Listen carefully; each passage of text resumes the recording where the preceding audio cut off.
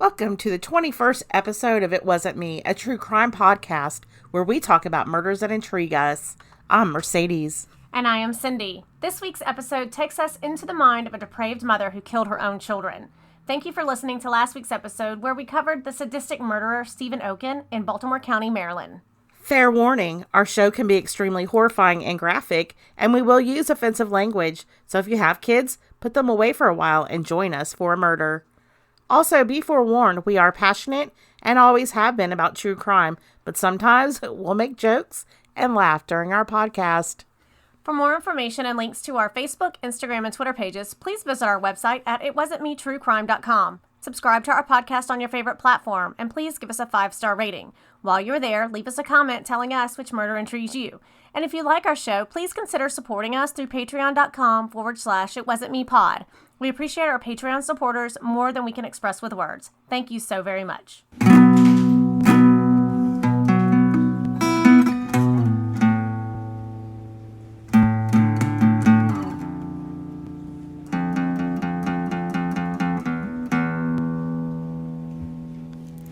Hello, Cindy. How's it going? It is going well. How are you? Oh, I'm a little bit under the weather today. So, I said so. I'm going to try not to say so today.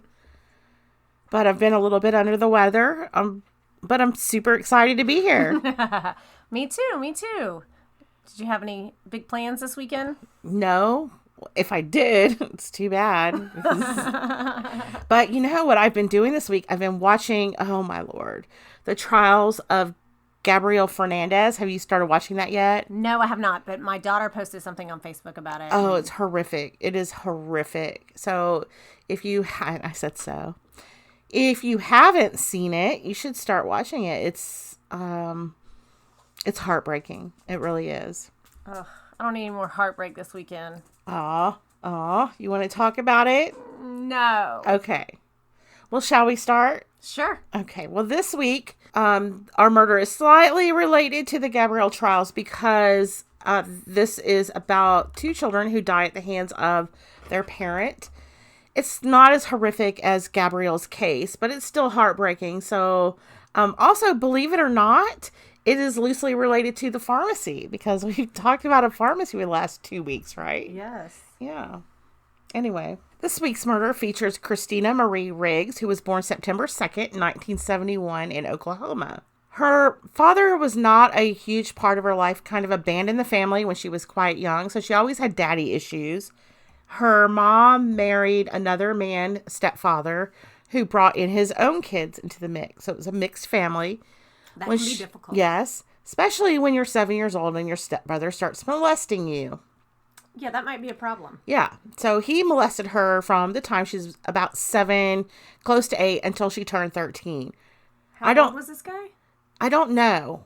He was a year or 2 older than her, I believe. It didn't ever say how old he was or even why it stopped when she was 13. So it could have been that he was that age the age to move out when she was 13. I don't know the story there. Okay.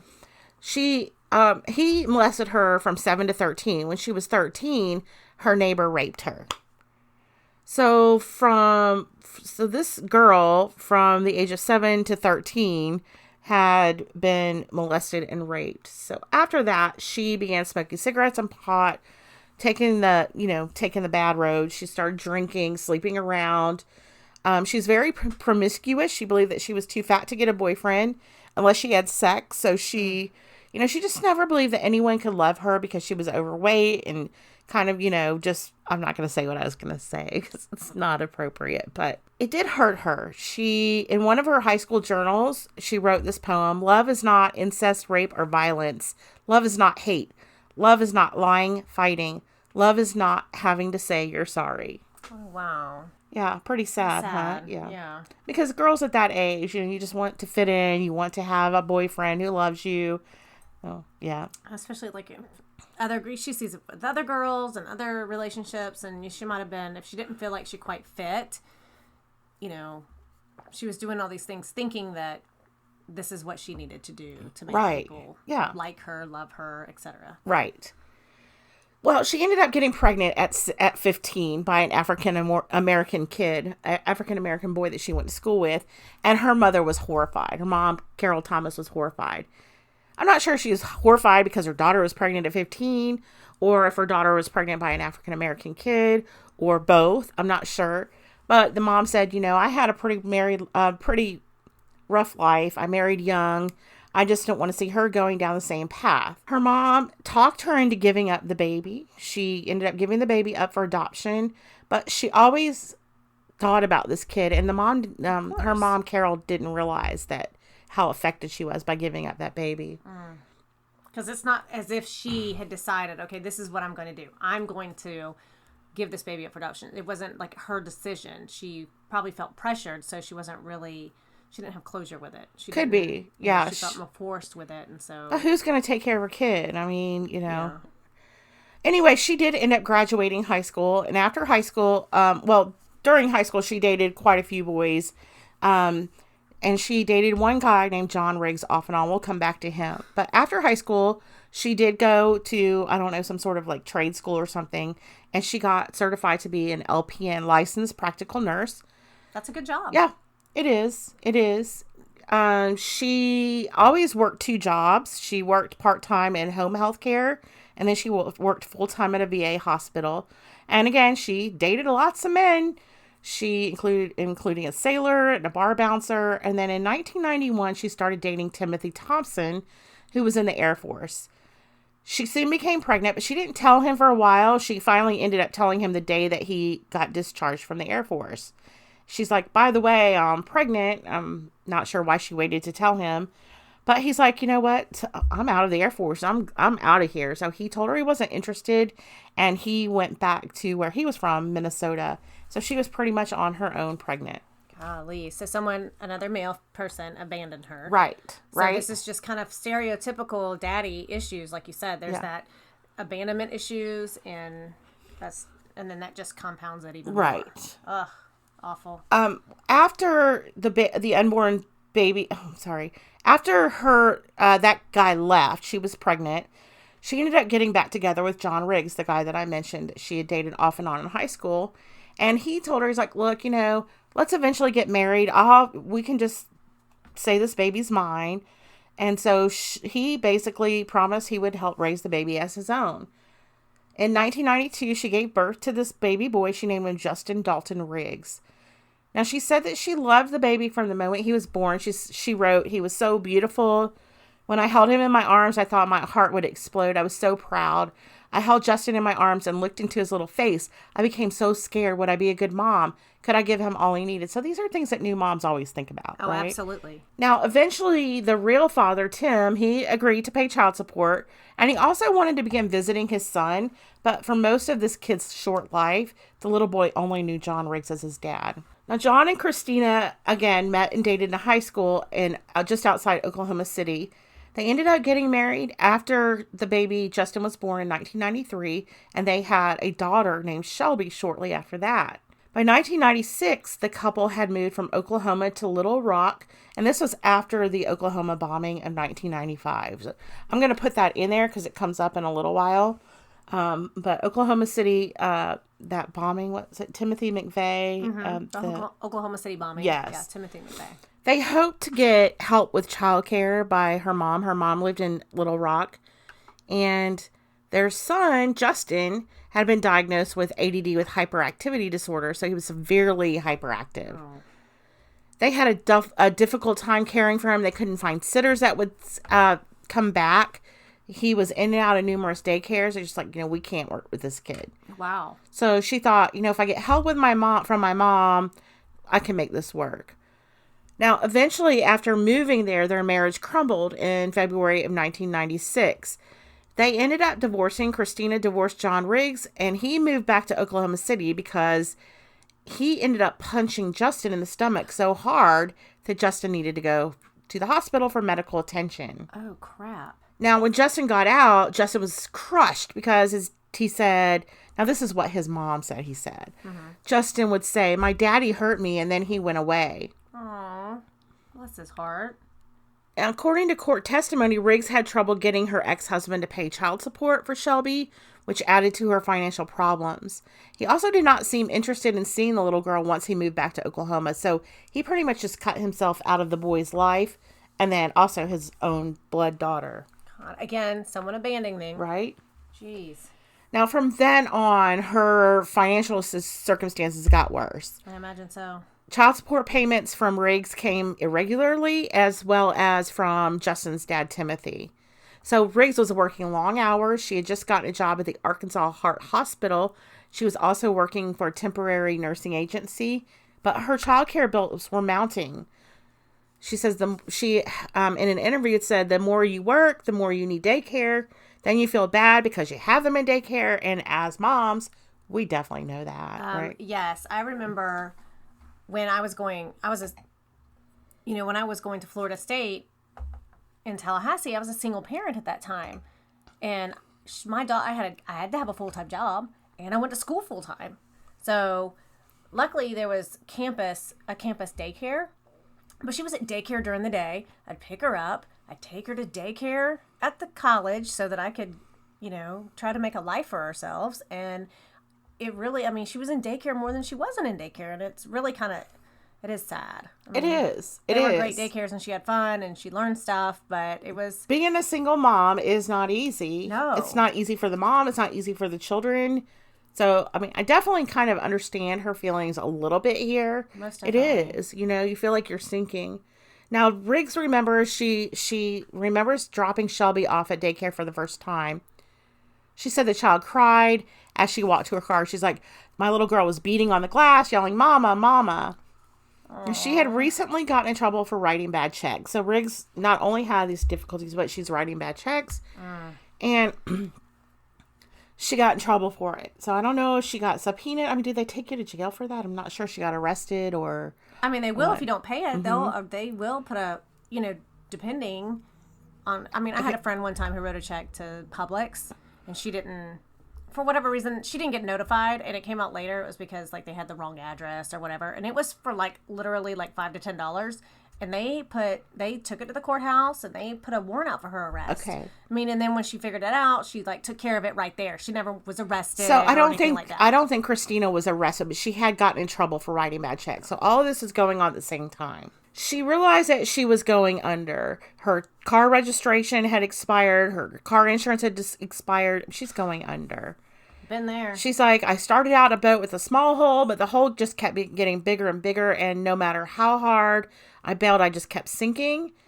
And other people around her sensed that something was wrong. Her mom said, I knew something was wrong. And I would ask her, and she would just say, oh, she's tired and working too many hours. Riggs said that I was tired and I gave up, and suicide seemed like the only thing. It was then that she devised a suicide plan that apparently shocked the world.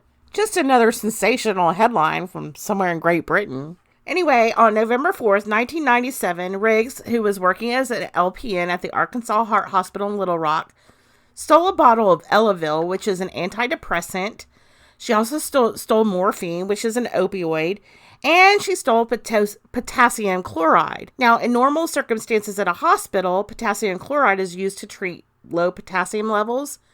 It's also one of the drugs used in lethal injections for people on death row. It can stop the heart pretty quickly when used correctly. It says that along with being an executioner's drug, potassium chloride is also used to help heart patients. Now, whether it's intended to kill or heal, the drug can be delivered only in a diluted form and only intravenously, which helps it enter the body slowly. So if it's given as a shot, which is not supposed to be given as a shot, it's supposed to be given intravenously diluted, it will immediately burn up your skin and your veins, making it impossible for it to reach your heart. It's very, very painful. Which is one of the reasons why people who are against lethal injection complain about it and say, oh, well, it's inhumane. Yes. And I'm going to talk about that in a little bit because it is part of a three drug injection. Protocol or something. And I've heard since that, we were getting those drugs. The United States was getting those drugs from countries that do not believe in the death penalty. So they stopped selling them to the United States. And now we're on a one injection, but that's for, another time. Oh, okay. Anyway, it is so lethal that nurses have the option of refusing to administer the potassium chloride. So she's like, Oh, wow. I figure it'll be the perfect way to kill myself. And I'm going to talk about a little bit more. She talks about her idea in just a second. Okay. So she takes these drugs home and back at her residence in Sherwood, Arkansas. It's about 10 o'clock at night, and she's going to go through with it. Okay, she's been in turmoil and conflict for the last 3 or 4 weeks. She took one Elavil, cut it in half, and ended up giving it to her children to make them sleep. Then after they fell asleep, she went into Justin's room and injected him with the potassium chloride in his neck. Jesus Christ. Yes. So he woke up screaming in excruciating pain, because it's burning his skin and his veins. Well, she probably, being a nurse and dealing with this, did she not know that she's an LPN, so it's not the same as a nurse. They're not the same medical.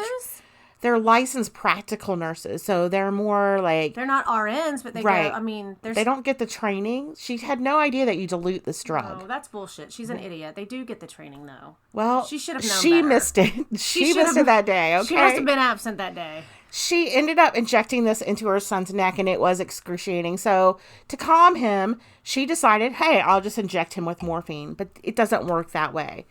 He was still crying and screaming in excruciating pain, so she takes a pillow and smothers her child. She does later say that he fought back as she smothered him. I bet he did. Now, she said that she got the idea to use potassium sodium as a suicide agent when one day she and some fellow nurses were just standing around talking about the easiest way to commit suicide. Because that's normal conversation. Yeah, right? Fuck? Yeah, well, you don't want to use a gun because you can end up as a vegetable. You slit your wrist and then there's a bloody mess. But with the potassium chloride, it would be no pain, no mess, no nothing. She just thought, man, a sudden push and then... But she wasn't aware that directly injecting the potassium chloride would not only be a futile but painful chore. If anything, she thought that a shot would be quicker and more efficient than using an IV and just letting it trickle in. She quickly found out that her mistake was a painful one because... Even half asleep, he was just screaming out, Mama, Mama, it hurts. She says, I panicked. It was a shock. I didn't know it was going to hurt him. I didn't want to hurt him. And she said that she had some leftover morphine, and that's when she injected it. Now, doctors say that it takes 3 to 6 minutes to kill someone by smothering them. So she smothered her son, and then she went and smothered her daughter. I do not feel sorry for her. No. After her experience with what happened to Justin, she just decided she was going to forego the potassium chloride with her daughter. She later told police that Shelby only fought a little bit. Now, following the murder, she took both the bodies of the children, put them in her own bedroom, put them in her bed next to each other and covered them up, tucked them in, and then she proceeded to smoke some cigarettes, drink some alcohol, and do some writing. She wrote 4 suicide notes. Okay, and exactly why isn't she dead yet? She hasn't tried to kill herself yet. That's my next sentence. Oh, I apologize. No worries. After she wrote her 4 suicide notes, she then took a large quantity of the antidepressants. She actually ended up taking the rest of the bottle, which were 28 pills, which is supposedly enough to kill somebody anyway. Elavil? Yeah, most definitely. I don't even know what it is, but she was taking it for pain. So is it like it's an antidepressant pain? Yes. Nerve pain thing? Yes. I actually took Elavil with to help me sleep. Is that what messed up your head? I guess. Just teasing. Well, I'm just teasing. But when I was prescribed it was when I was having all the nerve pain. And I would take it at night so that it would help me sleep because it makes you drowsy. But my doctor told me that if a child gets a hold of this, it's not, the only result is death. Oh. He said, so you have to make sure. So she could have just given the children more than half of an Elavil and it would have done the trick. Yes. I mean, not that we're giving anyone any ideas, but right. Yeah. But my neurologist made it sound like that one pill would kill him. Okay. So he was like, these cannot, and I'm like, well, my kids are teenagers. And he's like, it doesn't matter. They cannot be anywhere near this. He was very adamant about that. She took the rest of the pills and then she injected herself with the potassium chloride concentrate. Oh, did she put it in her neck? She actually put it in her arm and she did not dilute it. and it quickly ate a hole in her vein, in her arm, collapsing her vein. So the drug never reached her heart. Such a shame. I know. She was rendered unconscious. Now, the suicide note that she wrote to her mother explained her actions. She said, "Dear Mom, I'm sorry for the pain I've caused you throughout my life. I feel as if a dark cloud has hung over my life for many years. It seems that no matter how hard I tried to better my life and the kids, I did nothing but make it worse. I hope that one day you will forgive me for taking my life and the life of my children, but I can't live like this anymore and couldn't bear to leave my children behind to be a burden on you or to be separated and raised apart by their fathers and live knowing their mother killed herself." Go ahead. I mean, I'm sorry that she was so depressed that she found that suicide was the only option, because I really do believe that depression is a sickness. It's not so much death by suicide. It's more, death by depression. She died from depression. Right. That led to her thinking she had no other options. But I cannot wrap my mind around, well, I'm going to take my children out too. That I cannot. Right. I can't wrap my mind around that. And we're going to get into that in a little bit more because it is part of her defense. She says in the same letter that she tells her mom that if the adopted child, the one that she had when she was 15 and had to give away, she said, if that child ever tries to find his biological mom, please tell that child that I thought about him every day and always hoped that giving up was the best thing that I could have done for him. And then her mom, Carol Thomas, says, well, I always thought she got over that. Like, we never talked about it. Yeah, I don't know that that's something you get over. Yeah, I don't know. I mean... She ends up ending the letter with, "I'm sorry, Mama. Love your daughter, Chrissy."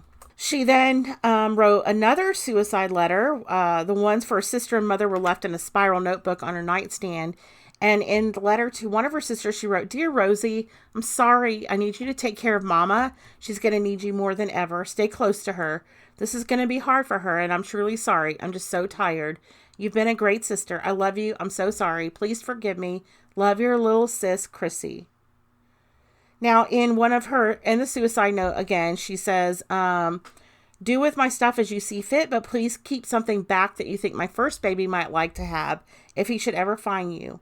And tell him how hard it was for me to let him go and how much I loved him." She also wrote a suicide note to John Riggs, the guy she married. And it read in part, "Dear John," it's a Dear John letter. Quite literally. "By the time you get this letter, I will have taken my life and the kids. I know this may come as a shock, but I'm not as strong as you thought. You're probably wondering why the kids, too. It was because I didn't want to leave them to be a burden on Mom or anyone else to be separated." After she wrote the letter, she took this letter out to the mailbox. She said, "I left the deadbolt undone so that my mother would be able to get it in. I've always wondered what the mailman thought once he heard about what happened. It was at that point that she swallowed the rest of the Elavil and then tried to inject her arm with the remaining potassium, which was more than a lethal dose. But the drug ate a hole in her arm, like I said, and collapsed her vein." Now, the next day when she didn't show up for work, see, this is kind of fishy to me because I almost she didn't show up to work and then her mom comes in the next morning. Well, how did her mom know she didn't show up for work? Like, all this happens, all this transpires. Maybe they called her and said, your daughter hasn't shown up for work, and maybe... It's about 7:30 in the morning, so I'm not really sure. So Carol Thomas ends up going to her daughter's house, and she finds her daughter unconscious. She finds the children dead. She says, "My daughter and her babies are dead," on her 911 call. Officers David Smith and Steve Henker enter the apartment, and they find the children's bodies on the bed, and then they find Christina on the floor in the bedroom. She was not dead. She was semi-conscious, but she was not responding. They ended up taking her to the hospital where they stabilized her in intensive care, and she was kept under police guard. Now, on the night of the 5th of November, her family knew that they needed to hire an attorney. So they, but because they weren't allowed to see her, the police were like, "No, you can't see her. She's, whatever." They ended up getting her an attorney, and the doctors are like, "Well, she's not ready for her to talk to anyone." However, the police went in and ended up taking an 8-minute tape confession from her on the morning of November 6th. Now, much of the statement was inaudible because she was crying throughout, and then towards the end, she appears to be hallucinating. At this point, after the interview, they end up charging her with 2 counts of murder, capital murder. All right, so Detective Jones and Detective Williams at the Sherwood Police Department interview Riggs on November 6, 1997 at 9:20 a.m. She's lying in her hospital bed, And police had previously been told that her family had secured counsel for her and that they were to wait for his presence, but they didn't. They interviewed her anyway. So, will this come back to bite them in the ass? It tries to come back to bite them in the ass, yes. So Detective Jones comes in and he's like, Christina, do you understand that I'm recording this? And she says, yes, I do. So he's Mirandizing her. You have the right to remain silent. And the entire time, she can be heard crying in the background. When asked if she understood her rights, she said yes. Now, Detective Jones explained that they were investigating the deaths of her 2 babies. And he asked her if she wanted to tell them what happened. So Riggs is still crying. She says, I killed them. And Detective Jones says, what did you say? And Rick said, I said, and then she kind of like trails off. And Detective Jones says, did you say you killed them? And Rick says, I'm sorry. And Detective Jones says, Christina, how did you go about doing that? And Riggs, keep in mind that she's in this hospital bed. She's still kind of drugged up a little bit. She says, I got some bottles and stuff from here. And I need a cigarette. So then there's like inaudible, like you can't hear what she's saying. She's just rambling. She's just rambling. And then she says Darvocet. Which is not a very strong painkiller at all. But I'm not sure why she said that. She just said it. She said, I need a cigarette. And Darvocet. I mean, they used to give me that for my menstrual cramps. It's nothing. They don't even give it to people anymore. And so the detective says, are you saying that you got some medicine from the hospital? Risa has no verbal response. Detective Jones says, Christina, how did you do it? Did you give them an injection? Did you give them a shot? So it's kind of like leading the witness, but is that... yes, it very much is, okay. In my opinion. Yeah. I tried to, Riggs says, and I did it with Justin because I figured with him being the oldest one that he would give me more problems. Detective Jones says, yes. And she says, so I tried it with him and I thought it would just stop his heart, but it hurt. Oh, he said it hurt. Inaudible talking. Detective Jones says, yes. And Rick says it didn't work. He just kept calling mama, mama, mama. I just figured it was too late now because I had no place to turn back to. I cleaned out my checking account and gave my mom all the money I had. She's crying at this point. Now I just want to stop for a minute because she cleaned out her bank account and gave all of her money to her mom. Wouldn't that be a red flag if you were a mom? I mean, I guess if she said, here, Mom, here's all the money I have. I don't know. I guess it would just depend on the context of that conversation. Right. It's a pod dog upset. What is it? I know. Gigi, you need some attention? So she's crying, and Detective Jones says, Christina, why did you do this? And she says, because I wanted to die, but I didn't want to die and leave my kids behind for them to be a burden to somebody else. I didn't want them to think that I didn't love them, and I didn't want them to grow up separately because they have 2 different daddies, and I knew if I passed away, they would be fighting my mother for custody, and I didn't want that for nobody. Detective Jones says, you felt like you were doing it for the kids' sake. And Rick says, in a way, yeah. And then there's more inaudible talking. She says, my peace of mind. And Detective Jones says, Christina, did you really want to die? And I guess he's asking that because, her kids are dead and she attempted suicide but didn't really die. So, you know what? Is this a ruse? Right. Yeah. So Detective Jones says, so you felt like you were doing it for the kids' sake. And Rick says, yeah, in a way, yeah. My peace of mind. Detective Jones says, Christina, did you really want to die? Again. And she's crying. And he says, and you felt it would be better if your children just die with you. And was the children already dead before you took your medicine? Rick says, yes. Detective Jones says, how long had they been dead before you took your medicine? She says, oh, about 20 minutes. About 20 minutes, he asks. She says, yes, that's because I drank and got up and smoked a cigarette and got back and sit for a minute. And I was like, okay, I'm going to do it now. I can't turn back now because you've already killed Justin. And so I did it. And Detective Jones says, what time did you give them the medicine? Do you remember? She's got inaudible. She says something inaudible. And then she says, Justin, about 10:15 or 10:30. Detective Jones clarifies, says 10:15 or 10:30 in the morning. And Rick says, no, in the evening. And he says, oh, in the evening. And she says, last night. Detective Jones says, okay. And she says, then I smoked another cigarette and waited and suffocated Shelby. Detective Jones says, you suffocated Shelby. And Riggs crying. Detective Jones says, how did you suffocate her? And Riggs says, I put a pillow over her head. Detective Jones says, okay, did you? And Riggs is crying in the background. Detective Jones says, had you given her any medicine at all or any of the morphine or the potassium chloride? Rick says, I slipped them. I made them drink half of an Elavil because I figured that would make them sleep a little bit better so that it wouldn't wake them. So more inaudible talking. Detective Jones said, so Shelly, you killed her with a pillow. You suffocated her. And what about the little boy? How did you do him? Riggs says, I gave him the medicine, and when it didn't work, more inaudible talking. Detective Jones says, you suffocated him too? Riggs is crying, and Detective Jones says, and she says, yes. And Detective Jones says, with a pillow? And she's crying, and Detective Jones says, were they fighting while you were suffocating them? And Riggs says, Justin did. Shelby a little bit, but not much.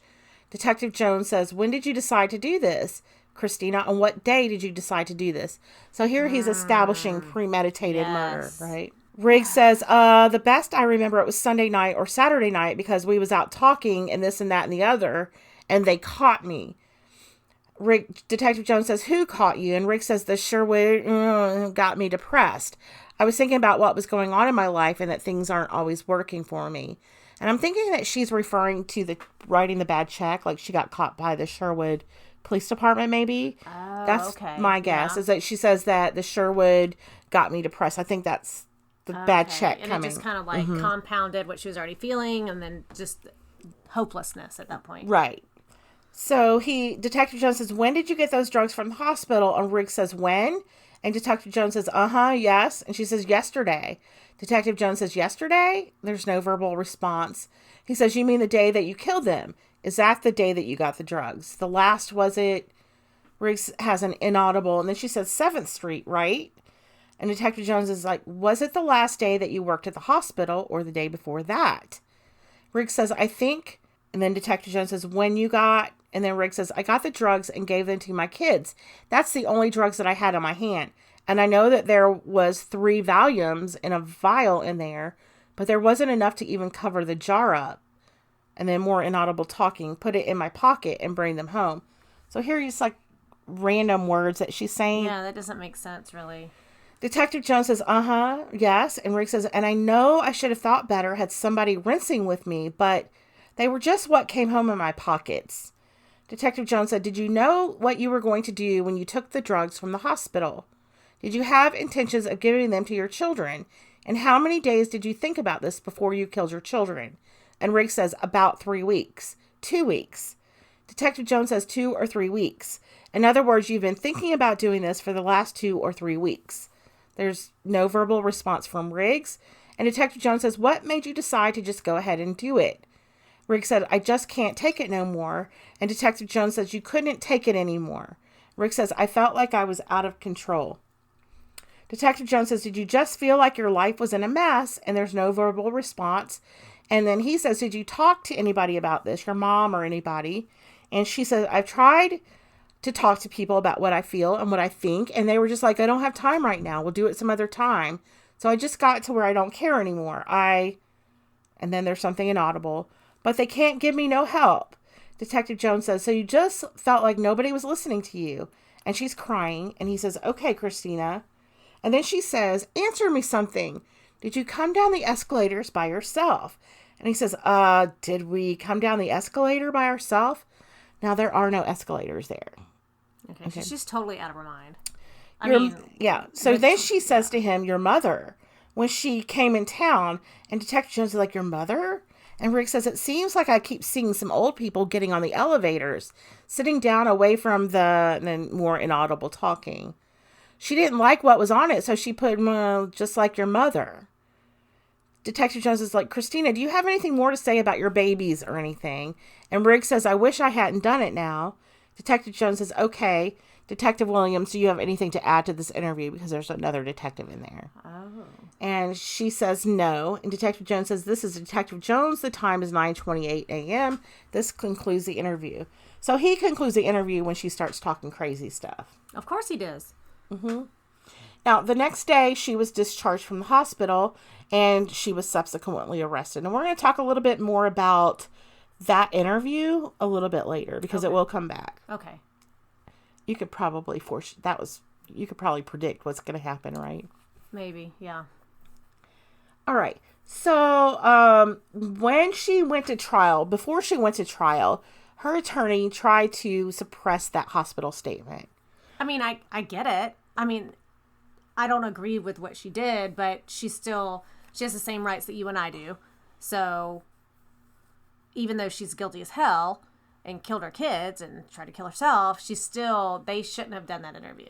Right. I mean, or it shouldn't be allowed in her trial, right? No, it should be suppressed. Well, first off, she clearly wasn't in her right state of mind. Even though she might have been telling partial truth there was still we've got her an attorney and you don't need to. So that's a total disregard of their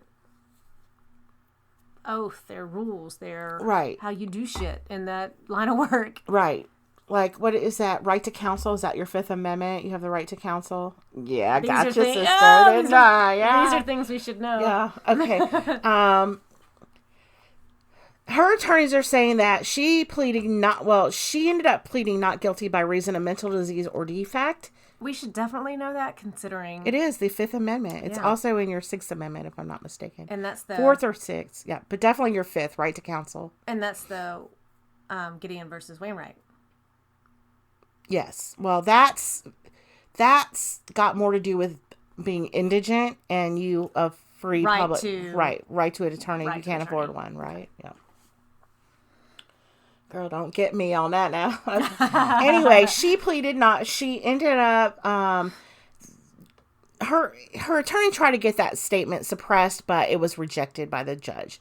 Her trial began on June 23rd, 1998. She did plead not guilty by reason of mental disease or defect. And she said that at the time of the killing, she was unable to appreciate the wrongfulness of her conduct or to conform her conduct to the law. Ooh, what do you think about that before we move on? About what? About her. Do you think that because she was depressed, do you think that she could plead not guilty? Like, is that a sound plea? Depression is not batshit crazy, right? Or does your depression cause you to not realize what you're doing? My personal opinion is that your depression should not seep into the lives of anyone around you, even though it does. Depression affects an entire family. It does. But if you decide that you're going to, if you decide that you want to end your life, why should you feel like it's okay for you to end someone else's? Okay. And if you think that it is okay, is it more than depression there? Right. So, was she more than depressed? I don't know. I mean, because a lot at face value for what we have right here, I'm like, oh, she was depressed, but that doesn't mean that you don't know the difference between right and wrong. People who are out of their mind. There are things that I keep thinking is, what did she really try to kill herself? Obviously, she did really try to kill herself. They say that the 28 pills that she took in itself should have killed her. But then I'm thinking, her mom comes in at the right time, the door's open, and I could be reading more into this, like, who knows, whatever. I mean, I'm for the kids. Yes. But just stopping where we are, I don't know that just saying depression, I was depressed, I didn't see a way out, is a legitimate case for a reason of insanity or mental defect. Well, let's see what the jury says. I mean, people who are depressed do think that that they have no other option. Like, if they're suicidal, there's no other option. It's not a selfish thing. And I do believe this. It's not a selfish thing. They don't think, well, I'm going to kill myself and my family's going to suffer. Usually they think that their family will be better off. Right. And that's her argument is, I want my family to be better off with me gone, but they're not going to be better off if I leave them my kids. Okay. All right. Please continue. Okay. So in the opening statements of the trial, so I've already pointed out that she was interviewed. She had the police interview in the hospital room. Mm-hmm. I'm going to point out, too, the opening statement of the prosecution because those two things are going to come back later in an appeal. Okay. So in the opening statements, the prosecutor dramatically goes for blood. Ladies and gentlemen, I want you to go somewhere with me. I want you to go with me to the residence at 8015 Brocco Lane, Sherwood, Arkansas. As we walk up the sidewalk to the residence, we go to the front door. And as we enter the front door, we hear the laughter of two small children. We open the door and they're not there in the front room. So we follow the laughter down a hallway. And then her attorney says, Your Honor, this is argument. Talking about the laughter of 2 dead children, the court says this is opening statements and he overruled the objection. So they're saying, this is prejudicial to our client. Yeah, but aren't usually opening statements that? Right? Yeah. Now, her attorney's opening statement said that one truth in this case is that if she had died, we wouldn't be here in this courtroom. Well, no shit, she'd be dead. Right? She would have been written off as a disturbed mother, and no one would have dug into it to find out why this happened, but she lived. So, nobody would be thinking about these 2 kids if she had died.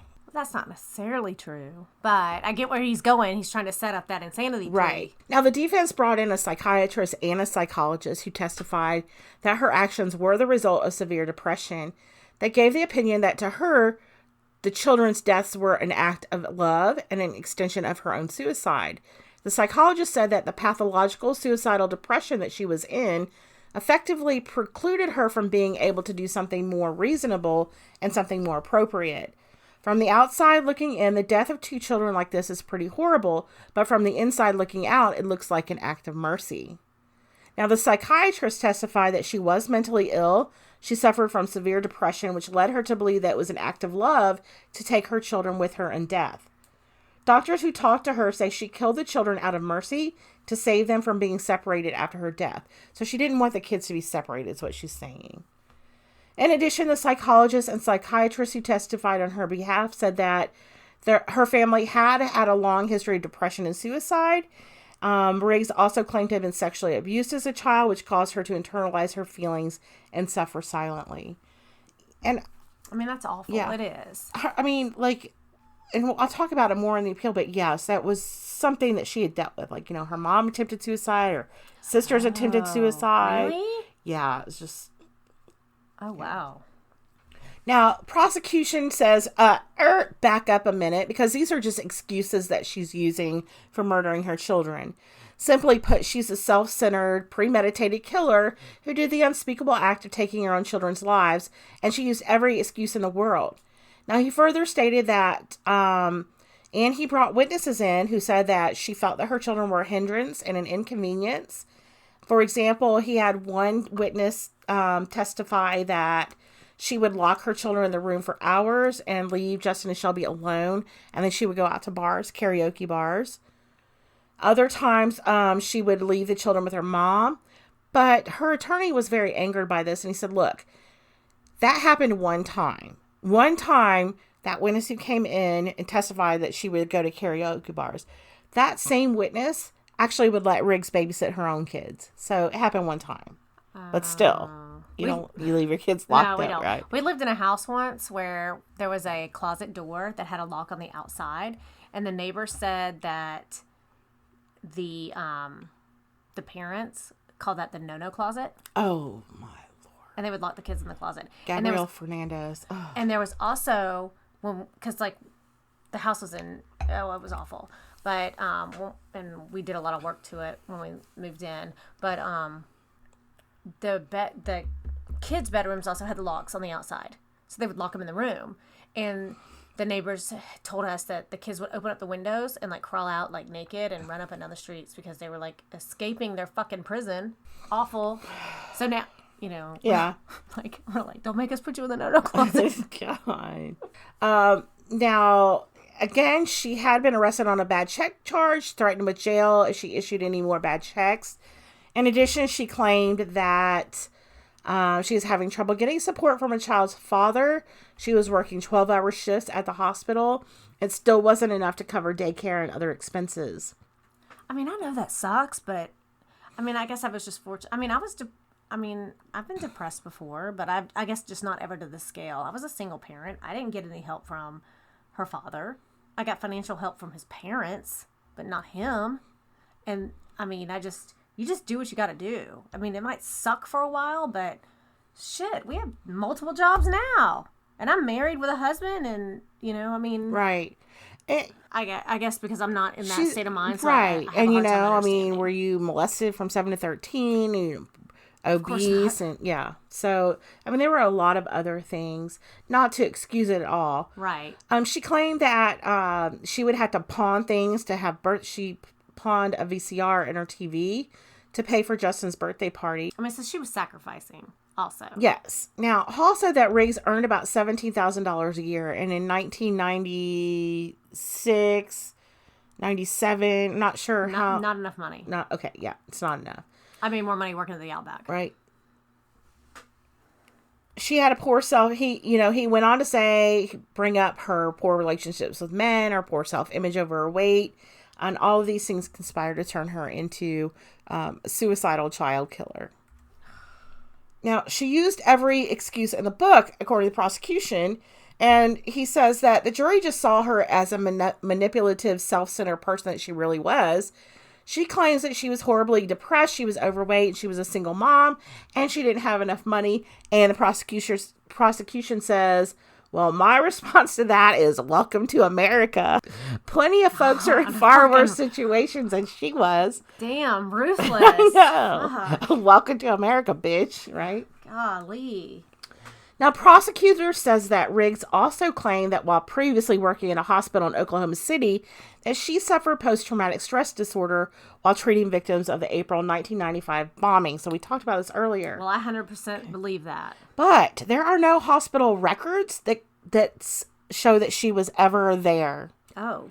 So she was saying, oh, yeah, I have PTSD, but that doesn't mean anything. I mean, she could have performed triage just as a normal person. As a not civilian. Right. Like So out who on the knows? street. Yeah. But her defense didn't bring that up later, I guess, because there were no records to prove it. I mean, So, yeah. take 9/11. Look at all the people Right, who, yeah.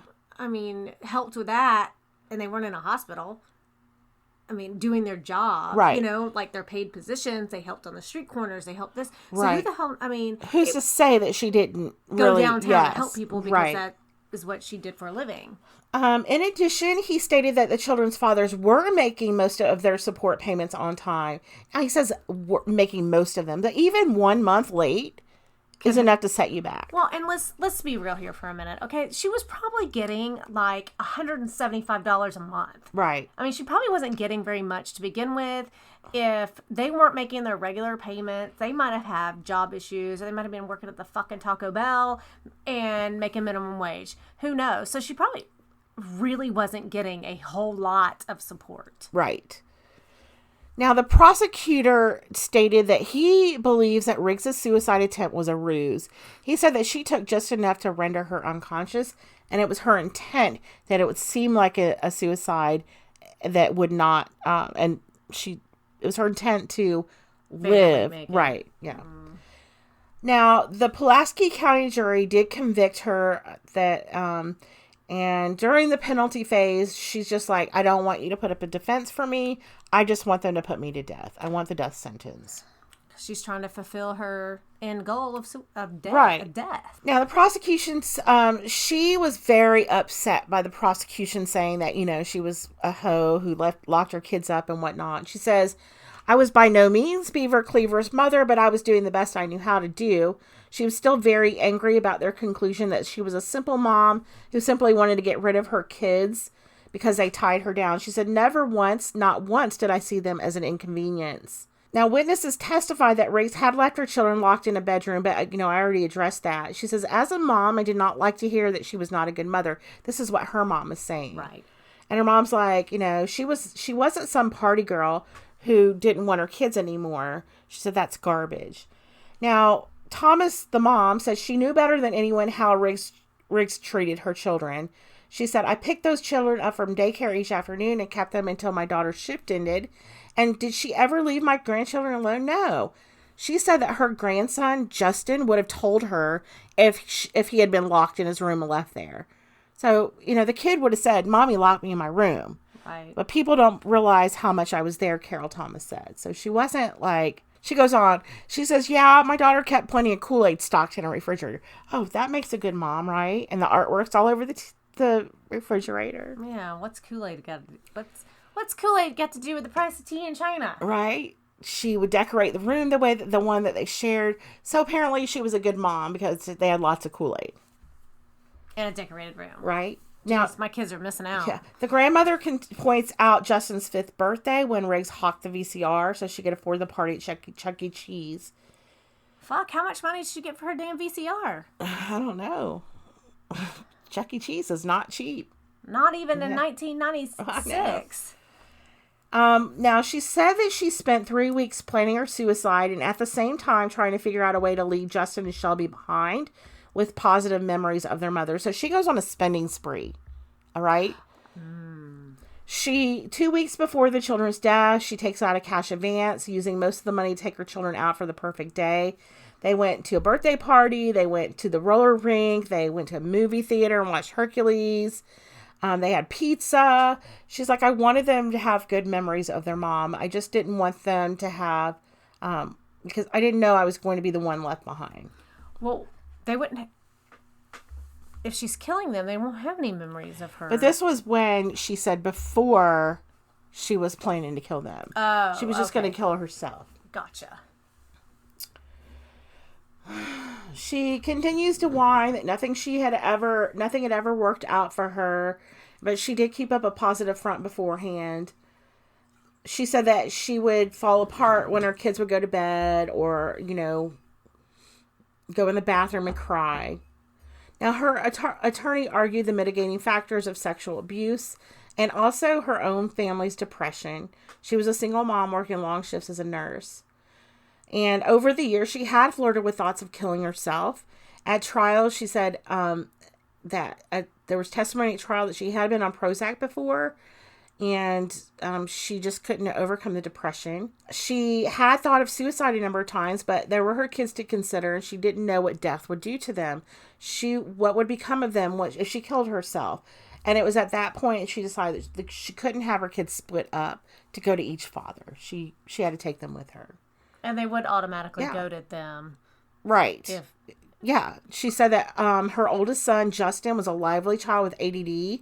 And, she was just afraid that whoever gets him is not going to be able to take him. And then Shelby was known as Miss Priss. She's just like, what if nobody wanted them? You know what? My mom's going to have to fight over them. So that's the decision that she made. She said both scenarios made my kid's future look pretty dismal. Now, Justin took medicine for his ADD, and he was extremely hyperactive, and he was a handful. People would refuse to look out for him, so she was just afraid, he's not going to have a good childhood because people want to beat him to death, right? So it was a sad thing, but it was the way she rationalized that I'm going to have to protect them, and I have to take them with me. Now, the prosecution said that her suicide bid was genuine, but they did not believe that she was sufficiently depressed to justify killing the children. So that could not be used as mental impairment, according to the prosecution. Oh, okay. So being depressed is not an excuse for killing your kids. At the sentencing, she refuses to have any evidence presented on her behalf. And she asked the jury for a death sentence. She says, I want to die. I want to be with my babes. I started this out 7 months ago, and I want you to give me the death penalty. I don't want you to feel guilty. So the jury gave her what she wanted and sentenced her to death. And she was placed in the Arkansas Department of Correction System and held at the McPherson unit, which included the female death row until her execution. Because the execution chamber is located in the Cummins unit. Okay. Of her daughter, she said, I miss her. Oh, no. Okay. So during the sentencing trial, John Riggs comes back, right? Oh, of course. The dad of his. Of course he does. And of his daughter, he says, I miss her. It's been so hard. I may never have a chance of having kids again. I know that's nobody's fault but my own. It just hurts because that was the only family that I had, and it's been ripped from me. You left. Right? And Christina was infuriated by this because she had an interview while she was in prison. She's like, he never asked to see her. He never sent her money. He never called. My question is how long was it going to be for Shelby to wait for him to be a part of her life? I know someone like that. Yeah. I sure do. Yeah. Now, there is a family history of depression and suicide, like I told you. After the children's deaths, Christina's older sister, Liz, decided that she had to see for herself what was going on with her little sister. And they went snooping into her stuff. Mm-hmm. And they found some old journals, and they were examining old letters, and they were stunned by what they read. It was only then that they began talking about the family's history, which is cluttered with depression, mental illness, attempted suicide, One cousin had succeeded in killing himself. Riggs's grandmother was in and out of mental institutions. Wow. Yeah. Thomas, her mom, had tried to kill herself when Riggs was still a baby. And even her sister Liz had attempted suicide as a teenager, but instead spent the night throwing up after her mom found her. So, like, they've been on antidepressants things throughout. Wow. So was Christina on an antidepressant like regularly? Was she being treated for this depression? I don't know. I mean, as a medical professional,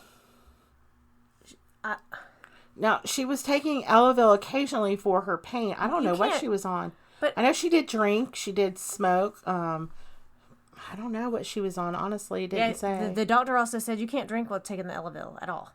Okay. So I mean that's a no-no too. But I mean, now her sister said it's tough because it's so wrong. She said that on the one hand, go ahead. What pain was she in to be taking the Something Elavil? with her back. Okay. She had some sort of back pain. And her sister says, on one hand, I think this is a terrible injustice, sentencing someone to die who could benefit from psychological treatment. Someone who could one day be okay in society. Because the jury had said, yes, she could be okay one day in society. But you know what? She killed her kids. Yeah, there's no one day in society. Right? And the sister said, and then there's another question. She'd have to live the rest of her life knowing that she killed her kids. And can you ever get over that? No. So Elavil, amitriptyline, is actually a nerve pain medication and an antidepressant. Right. No one ever has. Yeah. So when you're on death row, you get an automatic appeal. Absolutely. Right? Yeah. Automatic. No ifs, ands, or others. Now, she did not want to appeal her guilt. She said, I just want to appeal the fact that I did it because I was depressed. So, yes, I'm guilty of killing my children, but I was guilty by mental... Defect. Yeah. I mean, because it's a mental... It's a real thing. It's a disease. Now, yeah. Now, her son Justin was 5 and Shelby was 2 when they died. And in her appeal, she raises 4 points. 1, that her statement to the police while she was in the hospital was involuntary and unintelligible. So, because she was still under the effects of the drugs. And, I agree with that. Okay. Also, number 2, that the trial court erred in refusing to give instructions that the jury should consider her mental disease. So when they were going in, is she guilty by defect of mental disease? They didn't get to decide that. I mean, depression is a mental disease. But is it the jury's place to say she was mentally defect? Isn't that like the that's like a doctor's... Yes. That's not up to... diagnosis. It's not up to a jury to say, oh, she's mentally Well, this is what sick. I think. Well, it doesn't fucking matter what I think. Right. A medical professional, psychiatrist, psychologist. Now, they also stated, her defense also said that the trial court erred in overruling the objection of the opening statements being prejudicial. Remember? Yeah. I mean, that one definitely gets thrown out pretty quickly. Yeah. And then that the trial court erred in admitting into evidence 4 prejudicial photographs. So because they showed pictures of the kids. Yes. Now, but that's kind of needed in a It trial. Is. So that's thrown out. That comes up a lot. Yes. And I'm like, well, and I guess maybe some say that it could be excessive. Like, how many pictures do you really need to see? Right. There were only 4. Well, then... Right? Yes. That's like 2 of each kid. But they're not disputing the fact that she killed the kids. Yeah. So why show the pictures of the dead babies? To prejudice the jury. Right. But the court throws that out. Okay. Because I have a friend who was murdered, and they showed lots of pictures of his. I've never been on the jury of a murder trial, but I've sat in the courtroom. I think that the jury does need to see what you did. Right. Regardless if it's 5 pictures, 20 pictures. If the jury needs to see what you did. Right. And they're going to hammer that also, home. I mean, I agree with you. But I also feel like sometimes certain pictures taken out of context don't tell the true story. So it would depend. Now, she's not disputing the fact that she killed her children. Right. Yeah. But so those pictures, right. All right. Gotcha. So now she argues that her statement at the hospital with the Miranda rights, her claim is that her medical condition rendered her vulnerable. She was hallucinating and delusional at the time of the statement. So really it should have been null and void at that point because she was not clearly in her right. Right. Now, but according to doctor testimony, some doctors said, well, her stomach was pumped. She was given charcoal to absorb this. So by the time the police came in, she was oriented and alert. Her vital signs were stable. And this was before she gave her statement. And he added that she responded appropriately to his questions. She was not hallucinating or incoherent at the time. So the doctor had it in the chart that she was stable and oriented and alert. Huh. So before they came in, that was already in her chart. Okay. Now, another doctor will say a nurse testified that when she first came into contact with Riggs, that Riggs was combative and incoherent. But then the next morning she was calm and answered questions appropriately. And she said that this was not anything big because when you have an OD, you can be awake and alert the very next day and oriented. Yes. Right? So it's not like, it's not like a huge time in between of your healing from an OD. So, but was her mental state the reason why she's testified that according to her notes, Riggs was speaking rapidly and was hard to understand, but that she could understand her. Ms. Stiles then referred to the assessment that she did of Riggs using the Glasgow Coma Scale, which is a scale used to determine a patient's level of consciousness. And Ms. Stiles testified that at 8 o'clock in the morning on November 6th, she gave Riggs a 15, which is the highest score you could receive. So on cross-examination, she noted that Riggs signed the discharge orders from the physician, but her signature was ineligible. Long story short, they did bring up the hallucinations and the appeal as well, but the court overruled those. They said the lower court did what they were supposed to do. Everybody did the right thing, so they upheld all the reasons for the appeal. Even the interview? Yes, even the interview, because she was Mirandized. She said she understood, and the doctor and the nurse had said that she was fine, alert, oriented before the interview. So they kept that. Okay, and correct me if I'm wrong, but Huckabee was the governor at this time? Yes, he was. Yeah, he wouldn't let her off. No, he wouldn't. No. No, we'll talk. But he has a house here. Okay, well. I say where? Okay. Just said here. All right. No, I did not know that. We'll have to talk about it later. It's not technically here in this county, but it's like 30 minutes away. All right. So we'll talk about that later. Anyway, no, he did. ACLU wrote him a letter and said, that her rights were infringed on. She was hallucinating, blah, blah, blah. He just didn't do anything with it. Like he could have called. He didn't voice anything about it. He just didn't call to stop it. Yeah. I mean, how many people really would have? Right. So her execution, and he actually says, that I've looked at all the circumstances and the jury of her peers sentenced her to death. Who am I to take that away from them? Who am I to stop it? So he doesn't. I mean, That's kind of like the rights that everyone fought for so that you would have that jury of your peers and... Yeah. Well, okay. So anyway, on Sunday, April 30th, she's flown from McPherson to Cummins, which is one prison to where they do the executions. They flew her? Yes. In a plane. Wow. Or a helicopter. Something that goes in the air. I'm surprised they didn't put her ass on a bus. 2 days later, on May 2nd, according to the prison death watch log, she curls her hair. At 7:15, she meets with her ministers once more. Yes. So, yes, I actually learned if you're in prison, you curl your hair with your socks. You wrap your hair around your balled up socks. Yeah, I don't know. Okay, she said that she learned a lot of things in prison. Okay. And that was one of them. With that said, somehow I came across this video with this girl who learned how, I sound super Southern, that she learned how to do her makeup in jail with the resources she had. Yes. So I guess that would, yes, be one of those curl things. your hair with your socks. Yes. Huh. She put her makeup on. She put on her new inmate whites.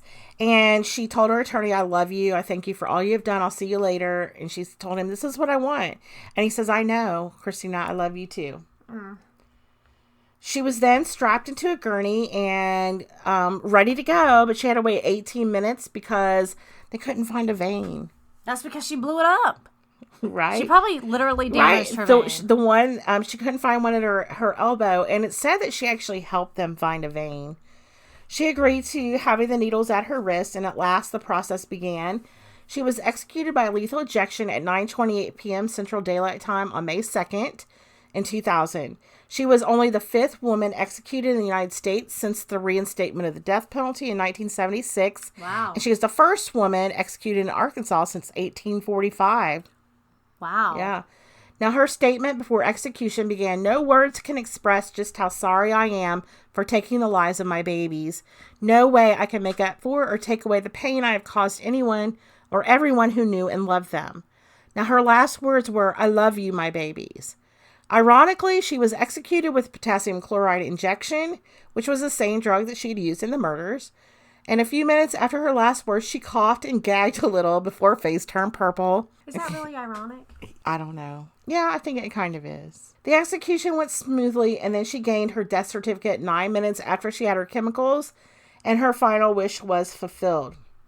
So was she receiving treatment for her depression? And so she had, in prison, and so she had come to, all right, this is what I did. I own it, and now this is what I deserve. I mean, I don't really know. I'm fairly naive with She had wanted treatment. the death. She had claimed she wanted the death penalty from the minute that she was found guilty. Right, but do they treat you for? I mean, I would depression? imagine, but it didn't say. I mean, I would imagine that you get treated for that. If you see your psychiatrist or whatever while you're in prison and they prescribe you medication, you're going to get it. okay. I just really don't know. I know that sounds... Well, I don't know. I can look it up for you and let you know, but... I mean, if you have cancer in prison, do you get cancer treatment? Yeah, and chemo taxpayer money, yeah. So she probably got depression. Because meds. remember Robert Mormon in A Bloody Box of Bones? He had a heart attack while he was in prison, and they gave him heart surgery and all this other stuff. That's true, yeah. And that was in Arizona. All right, so Riggs was the 31st murderer executed in the United States in 2000.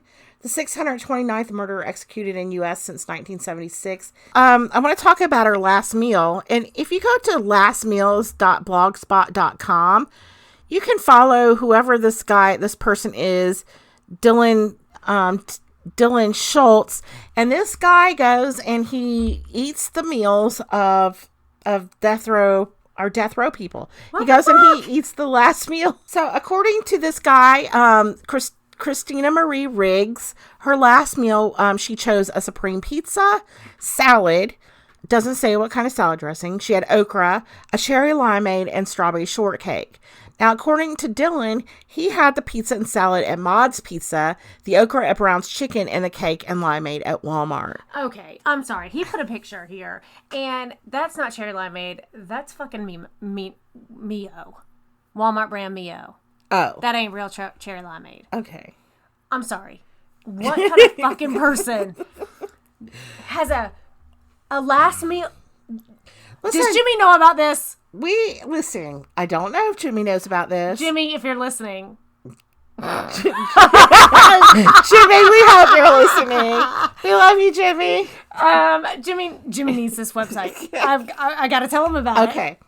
All right. So if you too want to see this website, it's at lastmeals.blogspot.com. And that's my story of Christina Riggs. Okay. I'm fucking in shock. After all the things that you've talked about today, this is what I'm truly in shock about.